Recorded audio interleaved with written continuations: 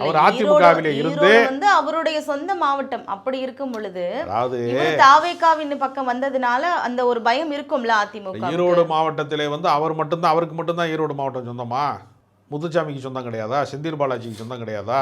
எத்தனையோ தலைவர்கள் வந்து கொங்கு மண்டலத்தில் இருக்கிறார்கள், அவர்களுக்கெல்லாம் அது சொந்தம் கிடையாது. அப்படி கிடையாது. செங்கோட்டையன் வந்து ஏற்கனவே வந்து அரசியலிலே முகவரி இழந்து முகமிழந்து சொந்த கட்சிக்காரர்களை நிராகரிக்கப்பட்டு புறக்கணிக்கப்பட்டு இந்த கட்சியை ஒன்று கூட்டுவேன், இந்த கட்சியை ஒன்றிணைப்பேன் என்றெல்லாம் பேசிவிட்டு அவரால் ஒன்றிணைக்க முடியாத தோல்வியை ஒப்புக்கொண்டு தாவேகாவுக்கு போயிருக்கிறார்.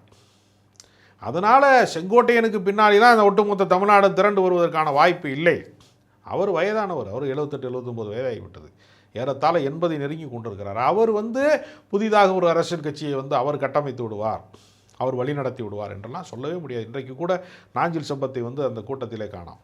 அவர் மேடையிலே பேசினால் மற்றவர்கள் பேச்சு எடுபடாது என்கிற காரணத்தினாலே தான் அவரை மேடையிலே பேச வைக்கவில்லை.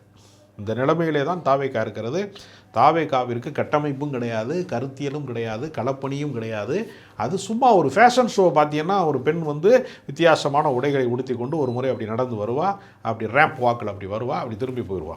இன்னொரு பெண் வந்து அதே மாதிரி ஒரு ஃபேஷன் ஷோவில் ஒரு பெண் நடந்து வருவா, திரும்பி போயிடுவா. அதே மாதிரி அரசியலிலே ஒரு ஃபேஷன் ஷோவை தான் விஜய் நடத்தி கொண்டிருக்கிறாரே தவிர அவர் ஒரு நம்பிக்கைக்குரிய தலைவராக இன்னும்